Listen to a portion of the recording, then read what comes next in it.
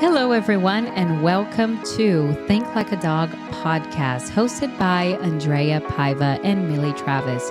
In this podcast, we discuss how to build the best relationship with your dog. From rescues to reactivity, we'll cover it all.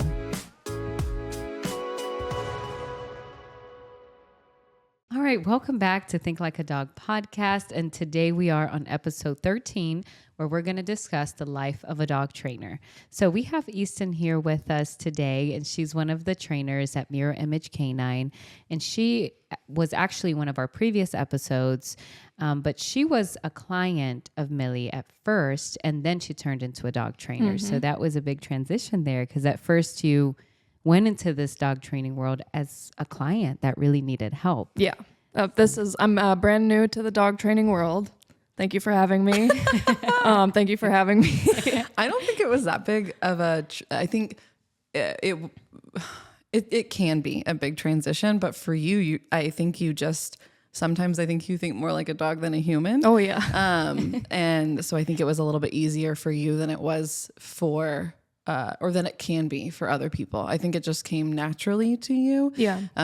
But I think there are other things that, each of the four of us, the four trainers, we all struggle with like a different aspect of this, of being a trainer. And it's not, you see on Instagram, the purely positive trainers or what you think of as dog training, and it looks like so much fun. You're just like playing with puppies and, that's not even what Jillian does all day. And she is our puppy trainer. So it's not as simple as just training the dog. And I think that part comes naturally to all of us. That part's the easy part for all of us. That you never struggled with that. You still don't.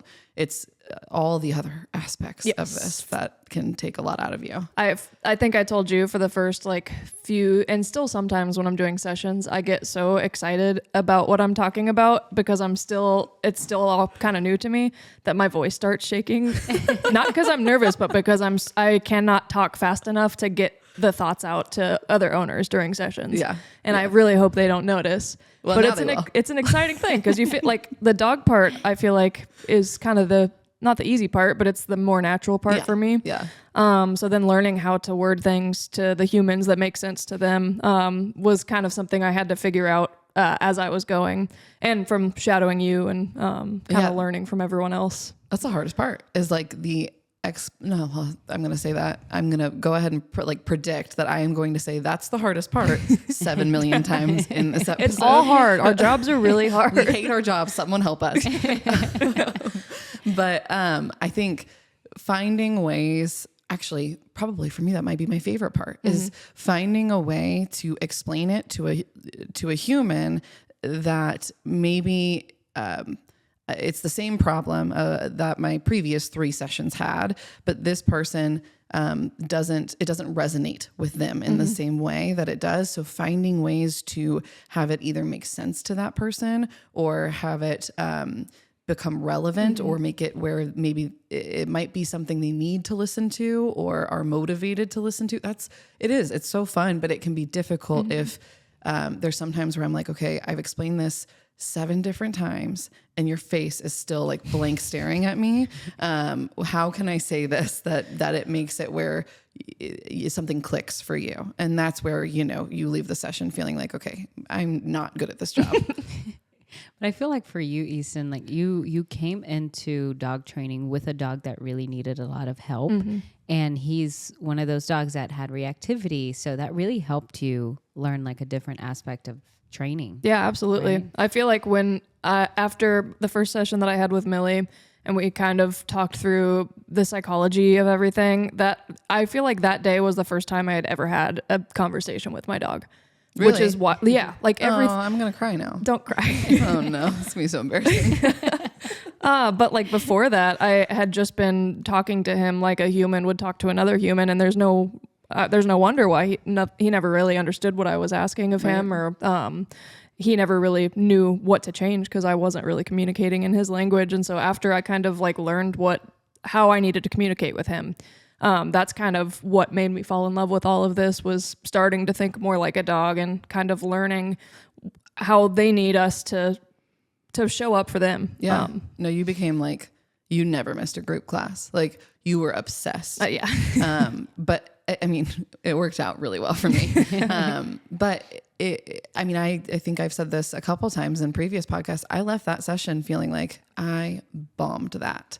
And that I think in this business, is probably the thing that, I hold on to the most. And it's the hardest for me to get over is you don't do this job not caring about what you do. You can't, it's not like you go into an office and you're, punching in numbers into an Excel sheet. Like you do this because you care about what you do and you want to be very good at it. Mm-hmm. So it is, it's a struggle with your confidence, your self-esteem. You bring it home whether or not you want to. I mean, I can't tell you how many hours of sleep that I've lost over other people's dogs, over other people's relationships with their dogs and their families.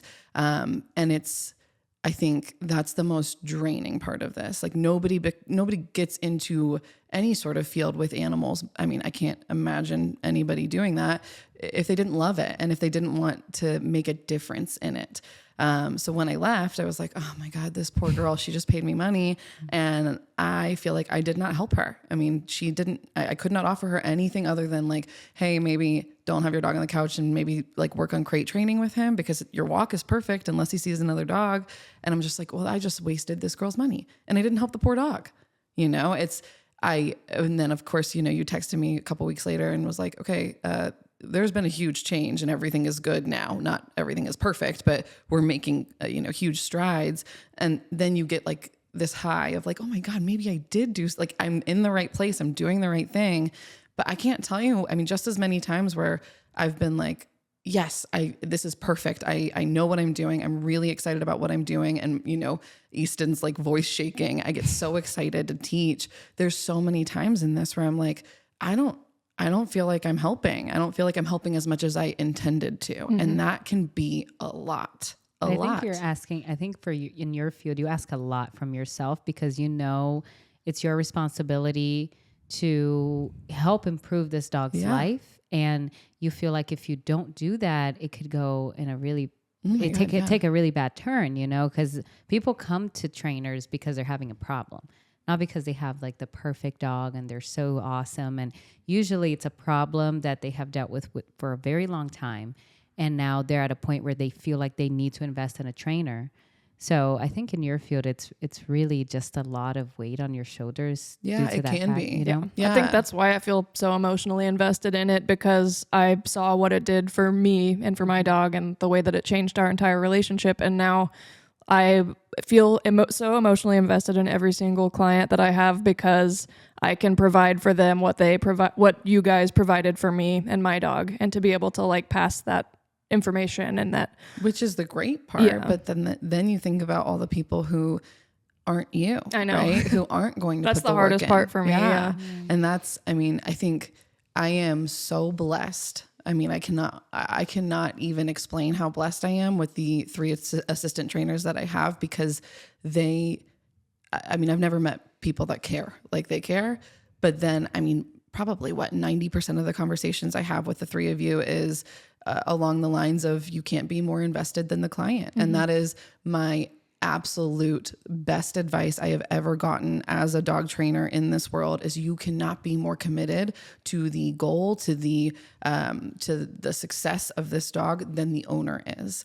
And there are some people that, you spend a little time convincing them and it works out and that's great. And there are some people that no matter how long you try to explain this and how many times you say it differently, they just don't want to put the work in or they don't care about it that much. And that's fine. I wouldn't be in this business if I didn't care about what my relationship looked like with my dog, but I don't expect that from everybody. And it's really hard to let somebody walk out my door knowing they don't care about the same thing that I do. And I see potential in their relationship and they just don't care about getting there, which is not wrong. It's just not me.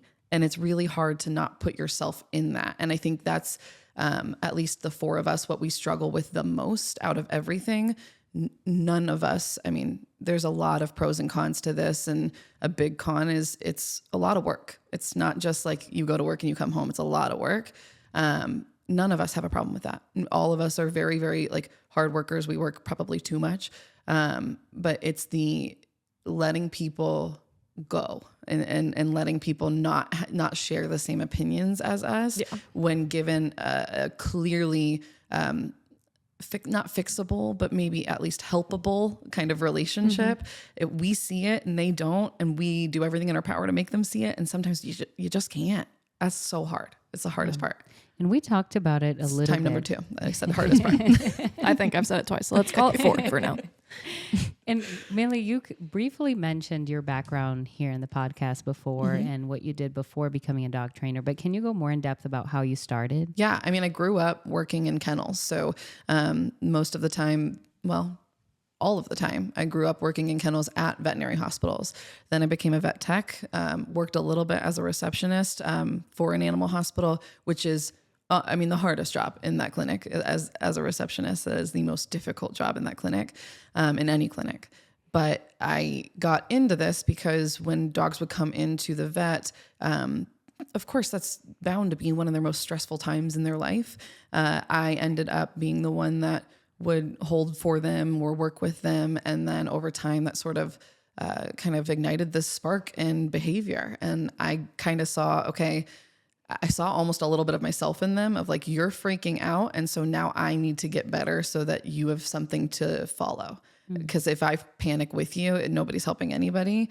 And it made it where, my journey in this is so personal to me because I dealt with a lot of depression, a lot of anxiety, and I never had a good reason to get better until a dog needed me to, which is kind of pathetic.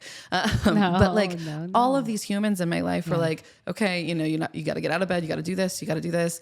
And it never really mattered to me. But then when I had a dog that was like, I need you to get better so I can get better, it was a no-brainer. Yeah. No-brainer.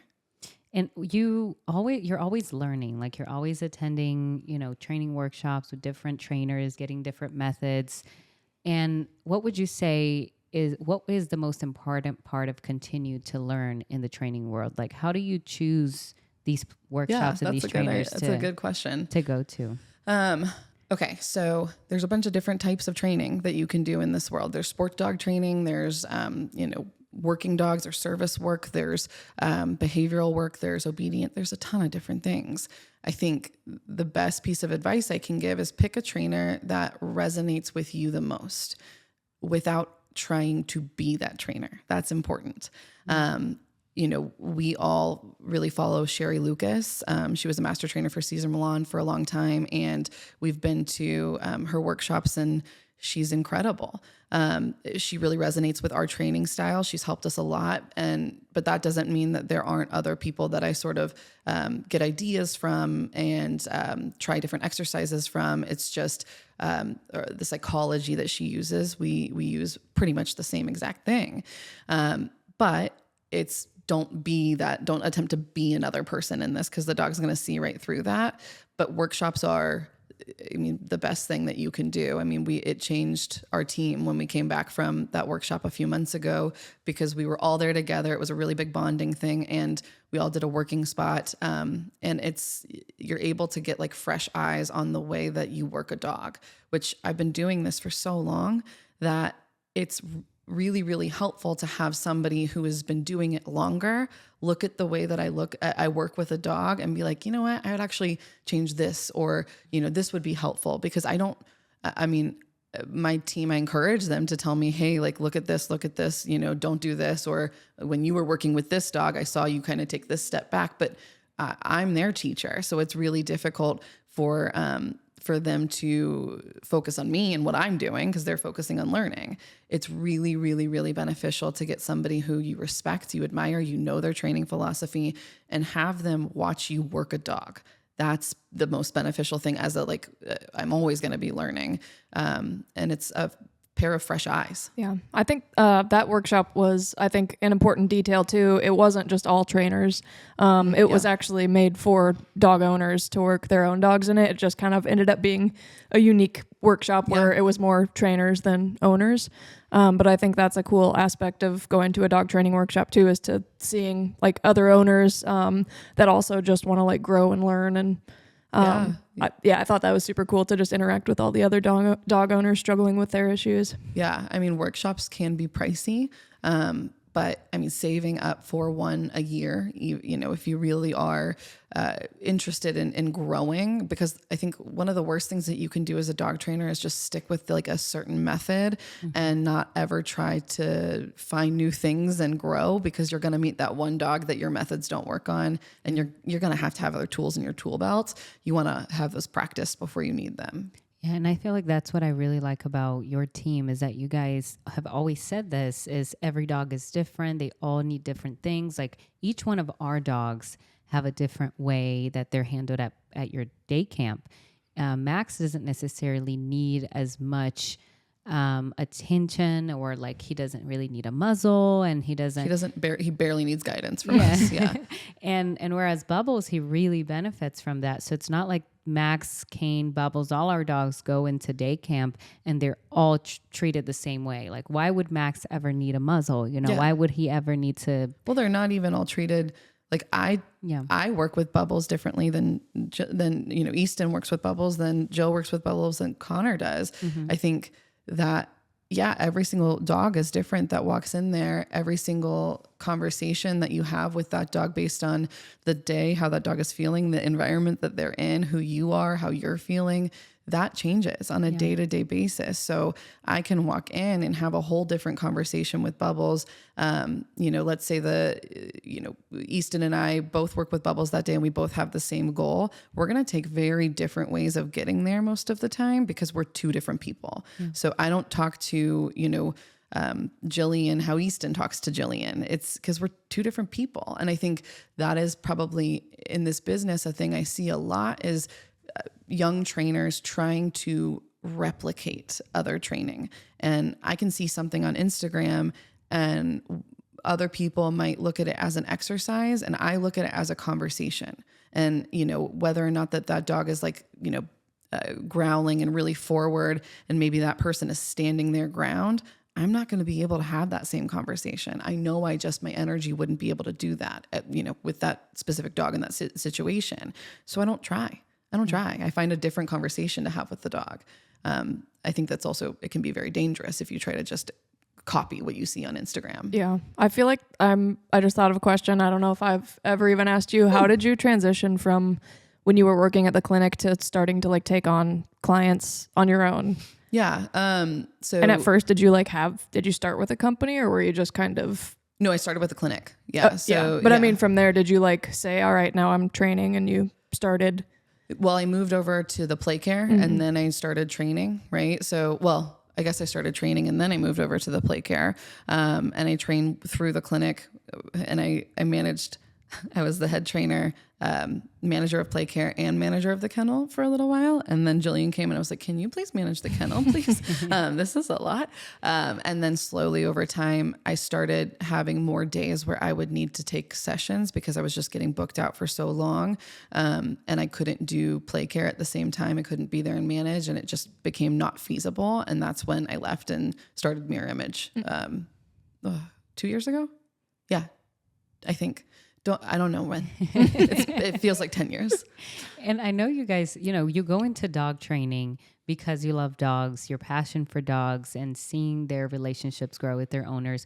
But at what point do you choose what kind of training you're going to stick with? Like, you guys do structured psychology-based training. There's positive. There's a lot of different routes that you can go in the training world. So what made you choose this path, and what made you really connect with this type of training?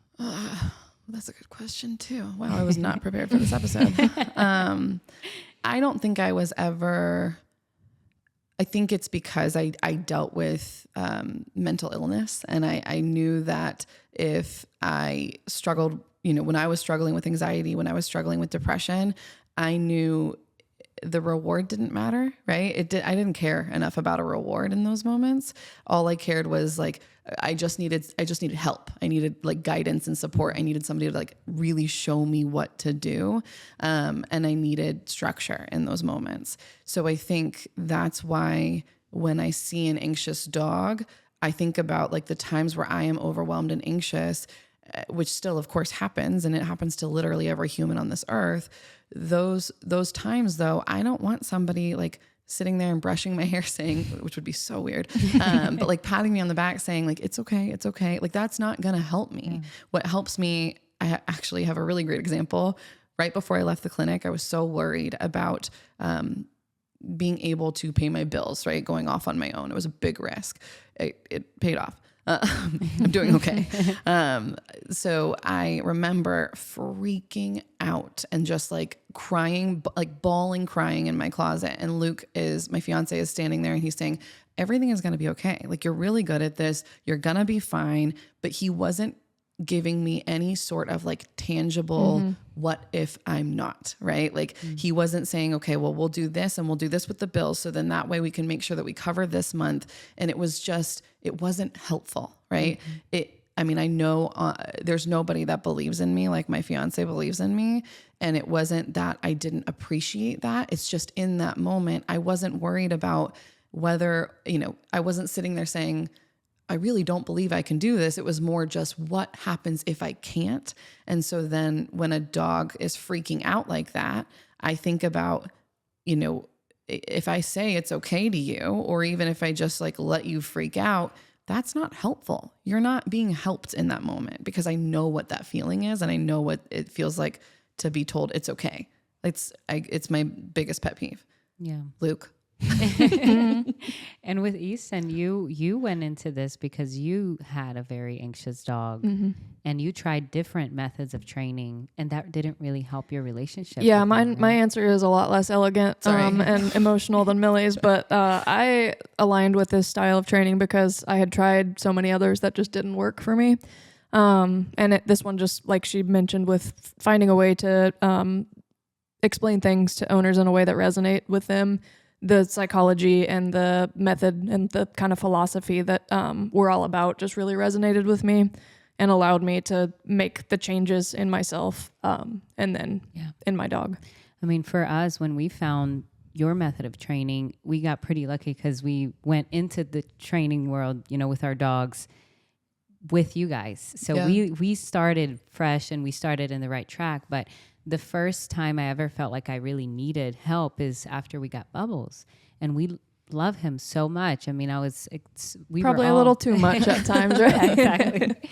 But we were all just so excited to have him, and we were just feeling so thankful that everything seemed like it was going well. And the day they fought, I remember I was just crying. I was just so miserable. I felt so helpless. And it was right when we started Aussie Albies Foundation, and I had all the plans to rescue all the dogs and pull a bunch of dogs that, it was just going to be easy. And then when I experienced that with my own dogs, and it was really scary to be in the middle of a dog fight and not know what to do. Then I've realized, I don't know anything. I can't help dogs if I can't even help my own dogs. And what, I let them hurt each other. And what did I do? Initially, from the very beginning, I knew I put the fault on me. So I didn't really blame them. I blamed myself the whole entire time that happened. And I was very miserable, after that. So when I started looking into training and speaking to different trainers, what really connected me with you guys is that we had a conversation about Bubbles and what he needed and really went in depth. The other trainers I spoke with was, okay, we have a package. This is what we're going to do. 10 sessions. He's going to be great. And we were thinking about boarding him, and they were like, okay, bring him on. He'll be here 2 weeks. You can come see him on the weekends. And still I was hesitant to do that. So what really connected us with your method of training is that it was more of a guidance for us than for them. Yeah. So it really, I felt like it was more of a therapy for me, because it helped me look more in depth at myself and what information I was giving them. Yeah. And like you said, when you have a dog looking at you for information and you have to improve yourself to help your dog, that just makes you go so much harder for them. Oh, yeah. It just helps you get up and every day have a different energy. Yeah. To start your day, because they are relying on you. So that was really big for me, is knowing that they rely so much on me that I wanted to be my best self. And to have your guidance and someone that can tell me, okay, this is how you need to be when you walk in the room. This is how you need to be when you walk him. Watch your body language, watch your energy. It made me realize that I can help him become a better, more confident dog and be the best dog he can be without expecting so much from him, without expecting him to play nice with all the dogs all the time, and accept him for who he is and be the leader that he needs. It helped me in my life a lot, you know? I mean, that's, you can do so many other types of working with, you can go to PetSmart and do PetSmart training. If you just love dogs and you just want to be around them, there's other types of training that aren't so in-depth and emotional. But what we do, I mean, I cannot tell you how many times I've been to a session where somebody's like, this is like therapy, you know? I've had in a lot of sessions, people crying because they're telling me about how their relationship changed based on a death in their family or a divorce or whatever it may be. I mean, we get into some really heavy stuff. And of course, why wouldn't it affect the dog? And I think that's why I love this. I mean, I used to ask everybody that worked for me when I worked at the clinic, you know, after a month of being there, which I don't think I've ever asked you, but what is it about this that you love? And for me, it's the transformation, not just in the dog, but the human. I love, Jillian, for example, the first day that I had her walk out into the pack, she was like, nope, and wanted right back inside. Cause she originally wanted to do, teching, like vet tech. And then over time, we worked with her and worked with her. I worked with her and worked with her. And she became like this confident, I mean, I still, the other day I was upstairs working on my computer and I heard her downstairs talking to a client, and just the way that she spoke to them with such confidence and just ownership of the room, it was unrecognizable to the person that I met that first day that wanted nothing to do with the pack. I mean, the first time I used to be awful. I used to stick a new person in a room with a dog who I knew was awful for nail trims, and I'd be like, you can't come out until it's finished. I'd give somebody them. I mean, they'd have another person there to help, but just to learn handling. But Jillian came out the first time that I did that, and she was like, I can't do this. I'm not doing this. Now none of us can do the dog's nails that she can do, and she can do it so easily. And I think the transformation in this that I see in humans, not just that work for me, but my clients, that come to me and they're so nervous the first time they're walking their dog. And then all of a sudden, you know, their chin picks up, their shoulders go back, and they just become this, like the person that they were meant to be and the person their dog wanted them to be this whole time. It's no other feeling in this world watching that. No other feeling. Yeah. And with your method of training, because you guys look so much more in depth at the problem, I remember, you know, with our dogs, it happened. They had 3 different major fights that were really scary. And the last one, I mean, for it to happen 3 times, and we were also already in training, it's just different things that we weren't watching out for and different energy that we weren't really looking out for. But the last time it happened, it was because Kane and Bubbles were just playing too intense in the yard. We thought it was cute, and in reality, Bubbles was really uncomfortable and trying to, you know, get away from that situation. So our 2 pit bulls, they fought, and it turned out it was really bad because Kane is just the sweetest dog. I never imagined seeing him in that situation, and Bubbles was already doing so great. I don't know why that happened. And that day I had like a panic attack when that happened. Ozzy came out and helped, but I was having like a panic attack. I couldn't breathe because I didn't know. I'm like, okay, what did I do again? Like, why is this happening? And I remember I called Millie, and she called me right away. And just having her there to talk to me at that moment and tell me like, all right, tell me what happened. And then I told you exactly what happened, and you looked into the situation with different eyes, and you allowed me to see what was wrong. Because at that moment I'm thinking, okay, what's wrong with Bubbles? Like, we are working with him. Is he the one that has a problem? And when I talked to you and told you what happened, the situation, you're like, hey, that was really intense. Yeah. That was intense play. It was not, and you allowed me to see it in a different perspective.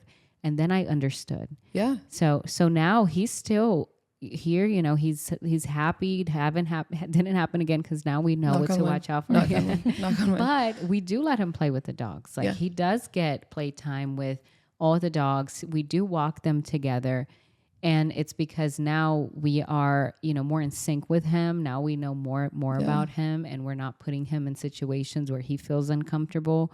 So just having a trainer that understands you and sits there and talks to you and sees your problem more in depth and in a different perspective, I think that's really big as a trainer, is for you to be able to listen to your client's problems and just really, you're going to dig so deep into that problem that you're going to find the cause of it, where many people don't do that. And it's just like, hey, we got to go through these commands. We got to do this. And then it just creates more of a confusing relationship with that dog owner and the dog. So I feel like that's a really big role for you guys, is being able to listen and then analyze the problem and then create a solution. I think for that. A really big thing that I noticed that I take to heart, but I struggle with putting limits to, is being available to my clients. I know how much I know how hard they're working, and I don't ever want them to be like, I'm panicking, I need help, texting me, calling me, and I'm not there, right?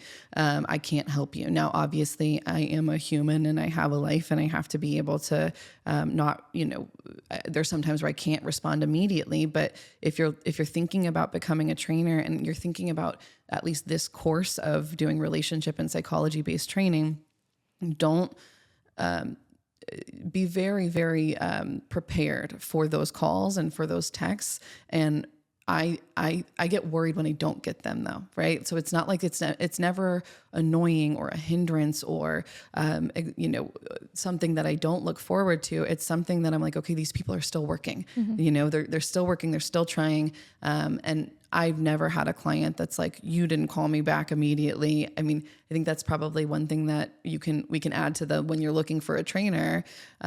Obviously, you're going to have to give them time to call you back. But if your trainer is not available to you, or you just paid for a board and train, and their only advice when you get that dog back who's still struggling is turn up the e-collar, no. I think if you're thinking about coming into this business and you love every part about it, but you want to turn your phone off at 6 p.m. or, you want to have days where you don't respond to people, obviously, yes, that should be allowed. But more often than not, you are going to be in constant communication with clients because you're building really close relationships with them and their dogs. Yeah, that is something that it was so new to me when I moved over into this career, was just taking home my job every day. Just a lot of careers aren't like that. This one, you just can't help but be so emotionally invested that you have to. Yeah, and there are people that take advantage of it. And you want to be available. Me, I'm you'll send me an email for she'll be like, hey, can we talk about something tomorrow? Just like an idea that I have in an exercise, and she's calling me. Like, am I in trouble?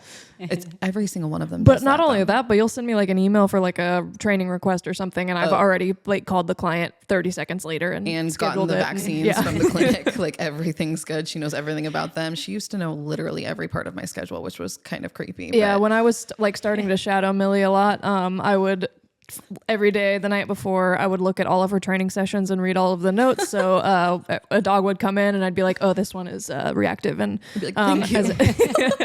I didn't know. But yeah, I mean, you take it home with you. You do. It's not something that, and I don't think that you have to if you go into this, but I think that that's something that a lot of our clients appreciate. It might not be the healthiest thing in the world, but I have had clients calling me on holidays and texting me saying, my dog is freaking out. I can't get him in the crate, or he's biting, or he just did this. I care. What am I not going to respond? I mean, I want this is a pivotal moment in your relationship, and I want to be there for you. There's times where I can't. Absolutely. I don't have clients ever that don't understand that. I do have clients that take advantage of it. And those tend to be newer clients that don't necessarily understand.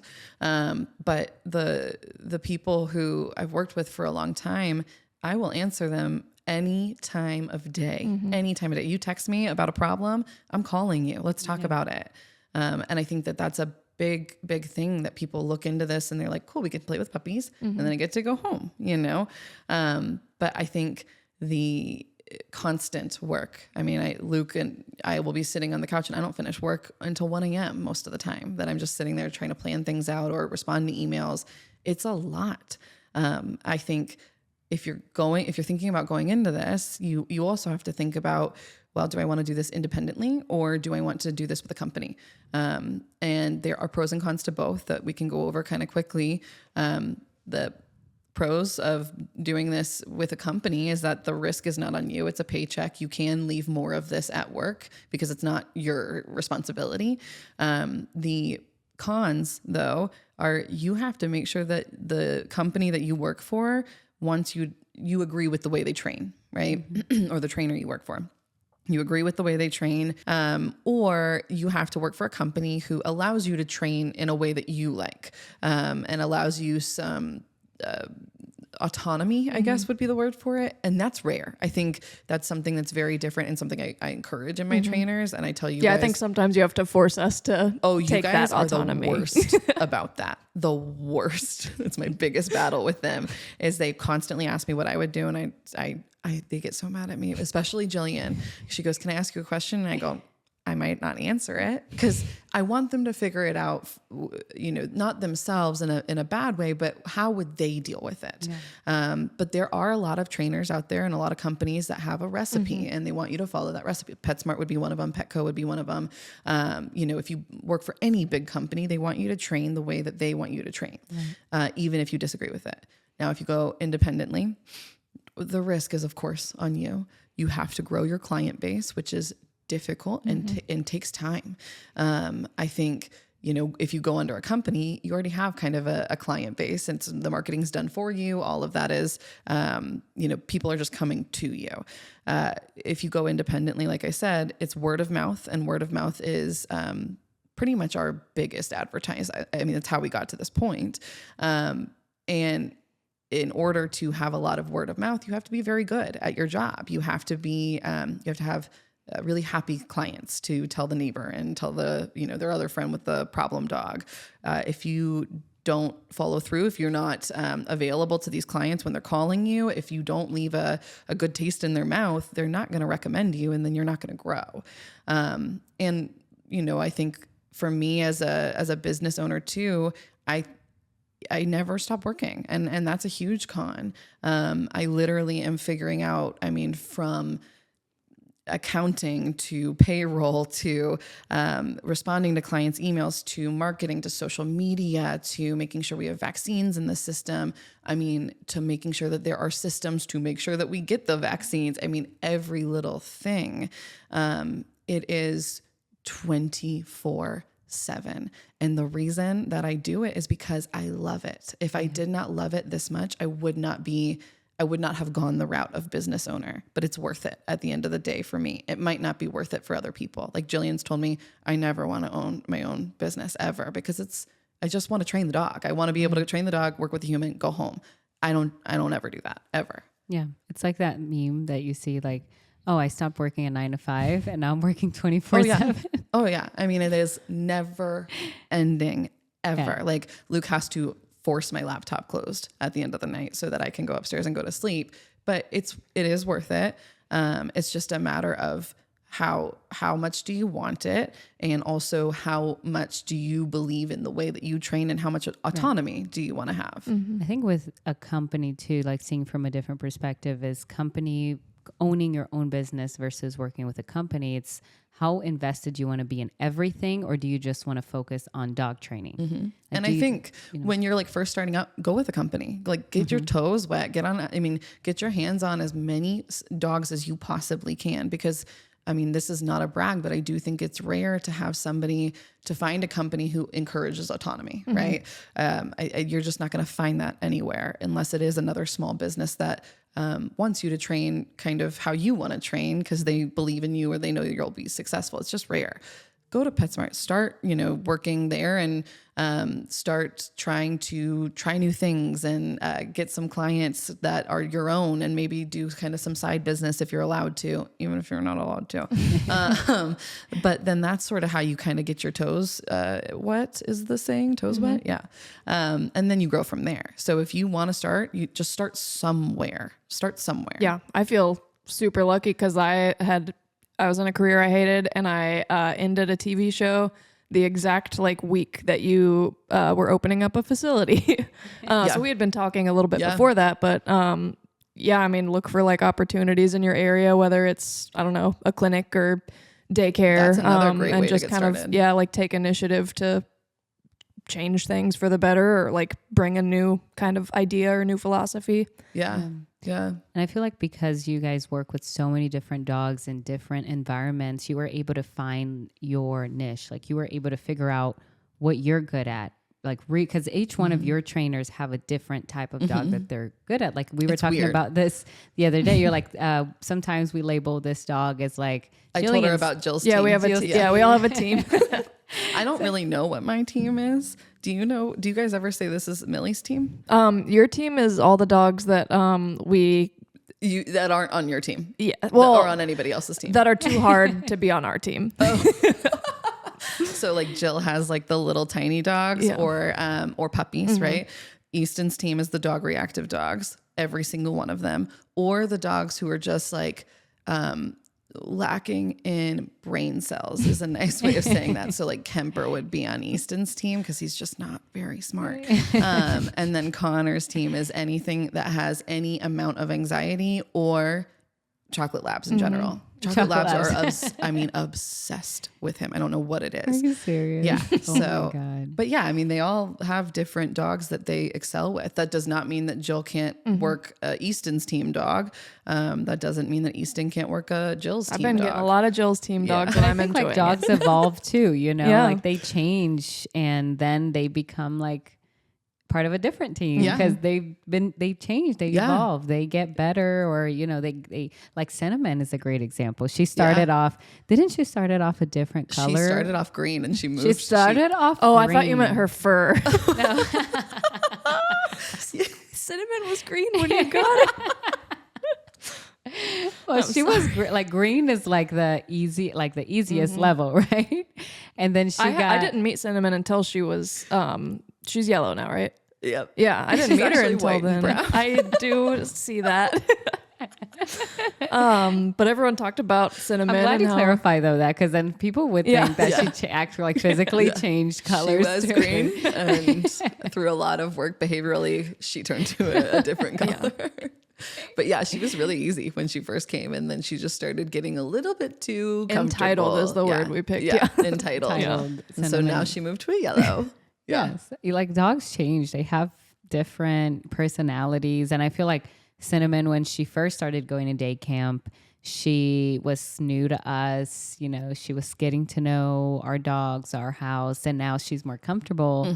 So now she became entitled. She's like, do you know who I am? Exactly. I am Cinnamon. I was green.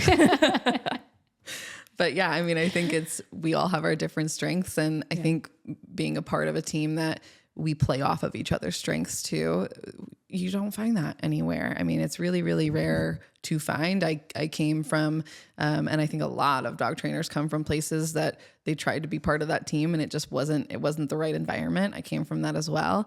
And I work really hard to make sure that my team feels like you have a special talent that not even I have. And I want you to ride with that. I want you to go with that. And I want you to double down on it. But I think if you are out there and you're looking to start this career, you start following trainers on Instagram or, watching YouTube videos, and you start signing up for workshops in your area or doing shadow programs. We offer a shadow program where you can come and spend the day with us. I've had people do video consultations with me about hey, how do I get into this business? Or can you watch how I handle this dog? Or look at my client communications even. And I'm happy always to do that. Or you start at a clinic, or you start at a clinic is a great thing to do because you are working with stressed dogs. And that is something that you will be working with the rest of your life if you want to be a dog trainer. Work as a clinic, start dog walking is a huge way of starting, just because you get a client base. And then a lot of times if you start dog walking, you are really, really good at walking their dog. And then the owner's like, how come you're better? And then it turns into training, right? Or apprentice under a trainer. There's a lot of trainers out there that do apprentice programs that turn into an actual job. There's a ton of ways to get started. The important part though is get your hands on as many dogs as possible. Don't be stupid about it. Don't get in a dog's face. Don't go too far too fast. I have a lot of people that I see do that because they come into it a little cocky, right? It can be an unsafe job if you don't know what you're doing, even if you do, because they're animals. But just be smart about it. Be smart about what you're telling the owners to do at home, because you could be putting somebody else at risk. So I think just getting your hands out in this world and trying out walking new dogs and working with new people, just start somewhere. There's a million and one ways to start. Yeah. And like you guys always said, it's really big to put your ego to the side and not let that get in the way of your job, because I have never heard once you guys say, okay, we're never going to explore this side of training. Like we're never going to, we're going to do what we need to do or learn what we need to learn to work with this dog. And that's why, you do see improvement with each dog, because you're not just closed. You're not closing your mind to different techniques. Right. If it works for that dog, if it's beneficial, if it's safe, if the owner can follow through with it, then you're going to explore that. And you guys always talk about that. And I think that's really big. That's a really big aspect. If you are becoming a trainer, I feel like if you're going to invest your time into becoming a trainer, is you open-minded. Don't be closed-minded. We send each other things on Instagram, like our group, the four of us are constantly like, oh, we should try this with a pack, or oh, what if we did this, or look at this kind of reminds me of this dog, this looks like it's working, let's try it and see where we get. But when we try it, we're not just like doing exactly what the video did. We're just kind of trying it out and listening to the response from the dog. That's important too. Oh, another useful tool is membership pages. Lots of trainers have membership pages where you can. They do. I am working very hard on getting our membership That was page not up. a plug for ours, but just in general. Because it doesn't exist Find yet. a trainer you align with. If they have a membership page, subscribe to it. You can learn a lot from that as well. Oregon Tails is a one that we recommend a lot. They do a lot of work with leash walking. It's a great way to just build a really solid foundation in your dog's relationship. They have a bunch of videos on there with socialization as well. But their leash work is impeccable. So Oregon Tails is a great resources for leash walking. They have a ton of videos online. They do the gentle method. Awesome. Well, I feel like we covered a lot today. And do you guys want to add anything more? No, I don't think so. All right. Well, thank you so much for joining us today. And next time we're going to be talking about dog parks, and Easton will be joining us as well. So thank you so much for listening in. And until next time, and don't forget, practice makes progress. All right. Make sure to follow us on Instagram at Think Like a Dog Podcast, and follow at Mirror Image Canine for training tips. If you have any questions, please reach out to us via email at info@thinklikeadogpodcast.com.